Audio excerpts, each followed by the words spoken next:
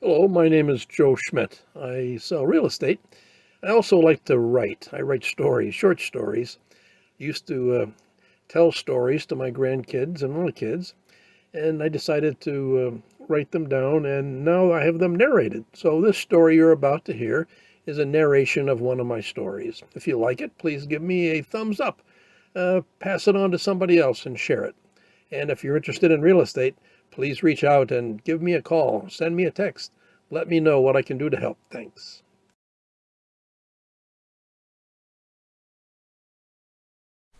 Hi, I'm Ingrid, and I'm reading a story today called Have Faith, My Brother by Joe Schmidt.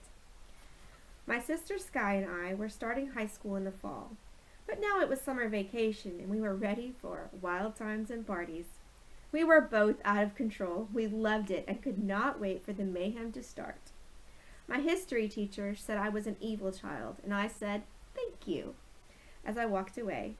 Dad was tough in some ways, but let us run wild most of the time. We did have to be home for dinner at 6:30 or the wrath of God would befall us. It was the first day of vacation and we were just finishing dinner when we were told that my sister Sky and I were going to spend the summer with Grandpa on the west side of Michigan in the little town of Grand Haven. This was not the plan, and Sky screamed, "No way are we doing that!" Dad said, "Yes, you will. Everything is all set." We got up and left the table and talked about how to deal with this intrusion into the grand plan.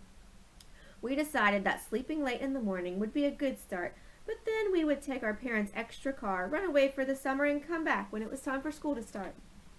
I swear Dad could read our minds. At 5 o'clock in the morning, he opened our doors and said, "Let's go." He dragged us to the car and handed us a bag with breakfast inside, then threw the suitcases he had packed for us in the trunk. Still groggy from sleep, we were on our way to Grand Haven. We arrived at lunchtime and Grandpa had prepared a fish fry for us, with fish he had caught that morning. The food was great, but we were still not in a good mood as our plans for the summer had been turned upside down. Who knows, perhaps we can find a party in Grand Haven. Grandpa loved to sail and had a boat in the Grand Haven Marina on Lake Michigan. His house was on the lake, but he said that we were going on the boat for a month or so. He said we would head across the lake to Milwaukee and then head south, stopping in a few harbors and ending up in Chicago in a couple of weeks. This sounded like really bad news. The boat called Genesis was an old racing yacht that was 40 foot long but only had 2 staterooms, a galley or kitchen, and a head or bathroom. We had gone sailing before, and Gramps had shown us how to do a few things, but he knew so much more than we could learn in our short lessons.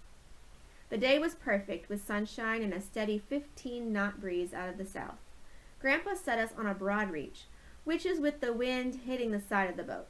The mainsail was full, and the front sail called the jib was pulling hard. The boat was heeling, or leaning away from the wind, and tipped over so the starboard or right side with the rail just above the water. It was exhilarating, and the wind whistled in the rigging, and the water hissed as it hit the starboard railing, which was just in the water. I do have to admit that this was nice, but I am not sure it will be as enjoyable in a month. Sky was at the helm or steering with the big wheel, while I trimmed or adjusted the sails. Grandpa wanted us to head a little to the north so we could ride the swells, which made the boat rock side to side slowly as we moved along. We had sailed for about an hour when Gramps announced that he was going below to take a nap. The day was perfect as we held the course and enjoyed the sun and gentle rocking of the boat. Sky controlled the tiller, keeping the hissing rail in the water. The experience was exhilarating and one of those times when you wished it would not end. Then things changed quickly. We were probably 40 miles from Grand Haven, and the clouds were building with an increasing wind. Sky held the course, and I eased out the sails so they caught less wind and kept the boat at the same heel angle. The increasing wind meant we should reef the sails, which means we should roll up the mainsail around the boom to make it smaller, and the jib around the forestay. I told Sky to get Gramps and I would handle the wheel. She came back after a few minutes and said something was wrong as he would not wake up. The wind had increased and it had started to rain. The boat was now heeling or tipping drastically, and the rail was now at sometimes submerged. We had to lower the sails or the boat would tip over. Gramps never showed us how to start the motor, so we had to head into the wind and try to get the sails down quickly. It took a while, but we succeeded now. It took a while, but we succeeded. But now, with the sails reefed, we were being tossed around by the wind. Even with the sails reefed down, we were coming close to tipping all the way over. Sky tried again to see if she could get Gramps to help. We were taking on water as the boat rocked. I knew there must be a bilge pump, but had no idea as to how to turn it on. Things looked bad. I said, Sky, I'm scared. The wind is fierce, and we are being tossed around like a cork. I do not know how to start the motor or use the radio. Grandpa is in bad shape, and the water is coming in the boat. I think we might die. Let's go down below and see how Grandpa is doing. He will know what to do if we can just wake him up. We went below, but Grandpa would not wake up.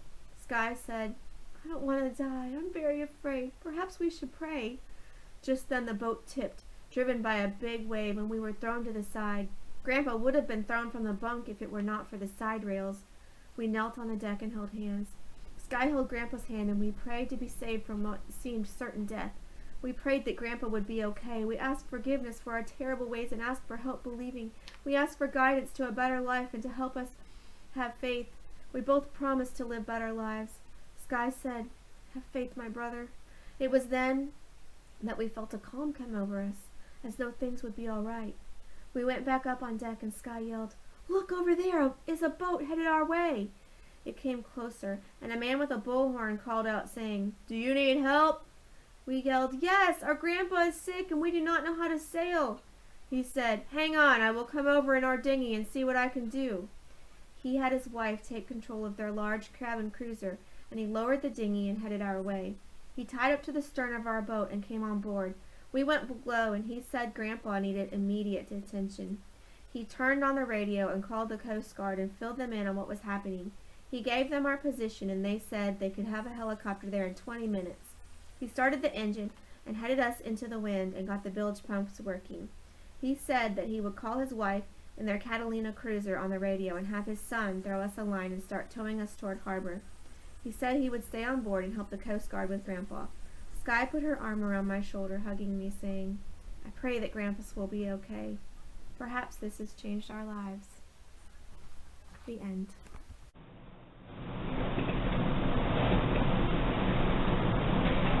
Hi, my name is Joe Schmidt. I sell real estate.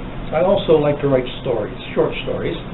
I try and write uplifting, positive stories, and I started doing it actually because my grandchildren enjoy hearing the stories that I tell them. I started sending these stories out, about a year ago, every week to folks that are on my list, my contacts, folks that are friends and prior clients of mine. I've lately been taking those stories and having them narrated, and I put that narration then, because now it's a video with someone reading the story, I put it on Facebook and YouTube, and other people can enjoy it as well. If you have seen the story and seen it and enjoy it, please give me a thumbs up and maybe share it with somebody who might enjoy it as well.